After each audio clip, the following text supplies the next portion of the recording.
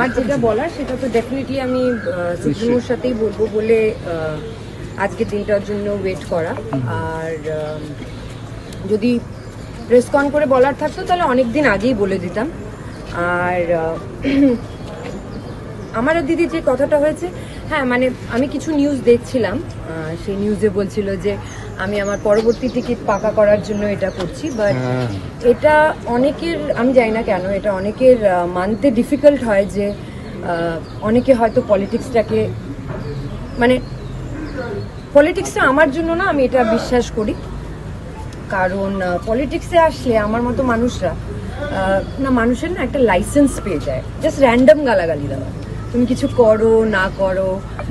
আর মিমি চক্রবর্তী এমন একটা মানুষ, আপনারা সবাই আছেন এখানে সাক্ষী, যদি আমি কিছু খারাপ কাজ করতাম, যদি আমি কিছু, আমি তো এগুলো আমি কোনোদিন প্রচার করিনি বলে হয়তো আপনারা জানেন না। তাই জন্যই আমার পলিটিক্সটা না করার আরেকটা কারণ হলো, কারণ কি আমি পলিটিক্সটা বুঝতে পারি না। আমি আগে শুনেছি যে নেকি কার দরিয়া মে ডাল, কিন্তু পলিটিক্সে এসে সবসময় একটা চালের প্যাকেট দিয়ে এভাবে তাকিয়ে ছবি তুলতে হয়, সেটা আমার খুব একটা পছন্দের না। হয়তো কাজের সূত্রে করতে হয়, যেগুলো সূত্রে করি না তখন লোকে বলে উনি তো কাজ করেননি। আমি আজকে কাজ গোনাতেও আসিনি, কিন্তু আপনাদের যে কাছে, আপনারা মিডিয়া, আপনাদের you have an access to everything. So আমি এটাও বলবো যে আপনারা প্লিজ যান পোর্টালে, এমপি ল্যাড ইউটিলাইজেশনের নাম্বার 1-এ কার নাম আছে সেটাও একবার চেক করে। আর আমার এটা গর্ব হয় বলতে, নাম্বার 1, ইয়েস। আর আমার এটা গর্ব হয় বলতে, আমার কাছে ডেটাও আছে, যদি সেটা লিগালি হয়তো দেওয়া অ্যালাউড না, but I am sure you guys can find it out. খারাপ কাজ করেছি, কিছু লোকের আমি দেখি যে আমার কি বলে, হ্যাঁ, আমার পার্লামেন্ট অ্যাটেন্ডেন্স নিয়ে মাথা ব্যথা।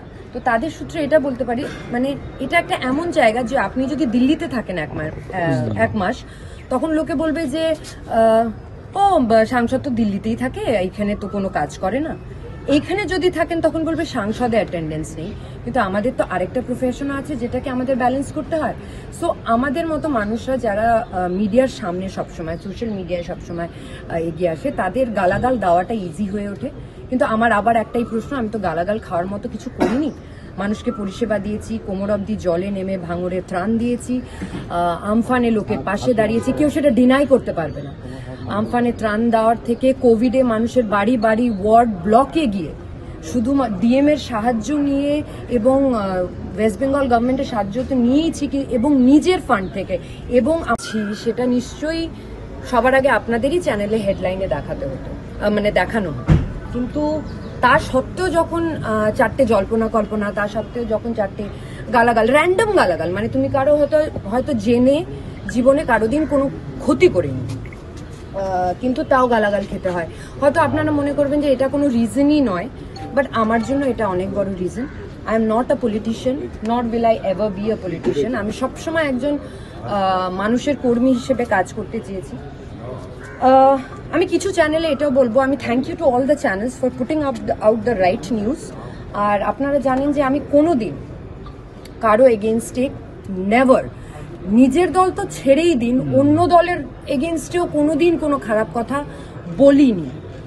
আর বললে নিশ্চয়ই আপনাদের রেকর্ডে থাকবে, সেটা আপনারা ডেফিনেটলি দেখাতে পারেন। যেগুলো বাধা পেয়েছি সেগুলো আমার দলের এগেনস্টে আমি কোনোদিন কথা বলিনি।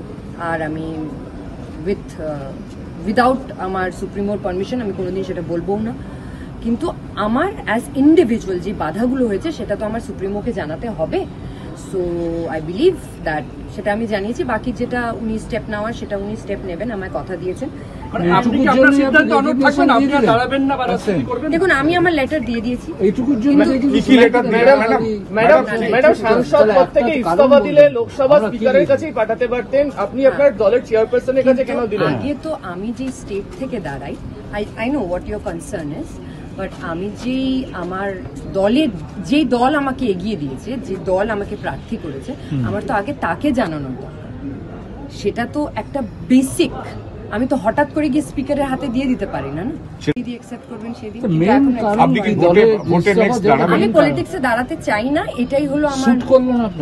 সুট না, হয়তো সবার everyone's destination is not politics. হ্যাঁ, আমি আগে 2022-এ একবার আমার পদত্যাগের কথা বলেছিলাম দিদিকে। তখন দিদি বলেছিলেন everything will be all right, and তারপরে যাই হোক, বললাম দিদি বাচ্চার মতো করে ভালোবাসে, as a kid she loves us. So দিদি কি বললেন সেটা দিদি, আমি তো সেটা আপনাদের কি করে বলবো। আপনি দিদি যদি অ্যাকসেপ্ট করলে তবেই না পাঠাবো। আপনি কি ম্যাডাম, পার্টির মেম্বারশিপ তো এখনো আপনার রয়েছে? এখনো তো রয়েছে, হ্যাঁ। মানে পার্টি তো আমাকে ছাড়েনি এখনো। বলছি না, আপনি কি তাহলে রাজনীতিকে আলবিদা জানাচ্ছেন পুরোপুরি? সেটাই বলছে। আমি লিগালি যা যা করার, আমার যা যা পদ থেকে লিগালি ইস্তেফা দেওয়ার, আমি ধরুন আপনি ধরুন একটা কলেজ থেকে রেজিগনেশন দিচ্ছেন, আপনি চান যে আপনি রেজিগনেশনটা দিতে চান, কিন্তু আমি যতবার পার্লামেন্টে গেছি, যতবার আমার গড়িয়ার ডাবল ব্রিজ নিয়ে, চম্পাহাটি ব্রিজ নিয়ে, সোনারপুরের ফ্লাইওভার নিয়ে যতবার কথা বলেছি, কিন্তু ওই হয় না যে রাজ্যের কথা তো ওনারা শোনেন না, আমার মানুষের সেই পরিষেবাটাও পায়নি। কিন্তু মানুষ তো সেটা বুঝছে না যে পরিষেবাটা সেন্ট্রাল ফান্ডটা দেয়নি, সেন্ট্রাল জায়গাটা অ্যালাউড করেনি বলে সেটা পাইনি। মানুষ ভাবে আমার এমপি আমাকে পরিষেবা দিতে পারেনি। সো এটাই বলবো সবাইকে যে থ্যাংক ইউ সো মাচ সব ভালোবাসা দেওয়ার জন্য। আমার সুপ্রিমোকে যেটা বলার আমি সুপ্রিমোকে সেটা বলেছি। উনি তো বাচ্চার মতনই ট্রিট করেন, আর খুবই ভালোবাসেন, আর খুবই স্নেহ করেন। আর ডেফিনেটলি আপনারা ঠিকই শুনেছেন, I had already given my resignation letter to her. সেটা কবে, দুদিন আগে দেওয়া হয়েছে। বাট পার্টি মেম্বারশিপ থেকে সাংসদ হয়েছে, বাট ডেফিনেটলি দিদি সেটাকে অ্যাকসেপ্ট করেননি, আজও করেননি। আজকে বললেন কি বললেন তো দিদি নিজেই বলবে, বাট আমি এটাই বলবো দিদি অ্যাকসেপ্ট করেননি। আপনি দিলেন কেন, সাংসদ পদ থেকে দিলেন কেন? তার আগে যে এতগুলো কথা, গালাগাল কারা দিচ্ছে আমরা বুঝতে পারলাম। দলের মধ্যে থেকেই আপনার দলের লোকেরাই? না, আমি বলছি যে অপোজিশন তো প্রত্যেকটা দলে থাকে। আমি ইন জেনারেল বলছি, আমার দলের কথা বলছি না, আমি ইন জেনারেল বলছি। আমি আজ অব্দি বিরোধী দলের এগেনস্টে কিছু বলিনি, আমি নিজের দলের এগেনস্টে কি বলবো।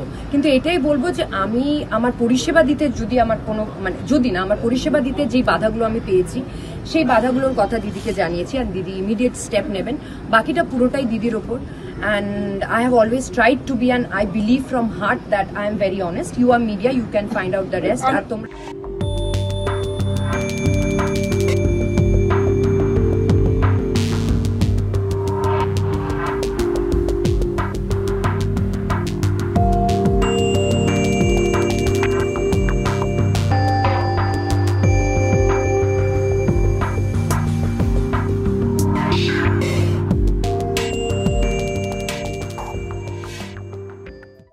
Subscribe to Midday India.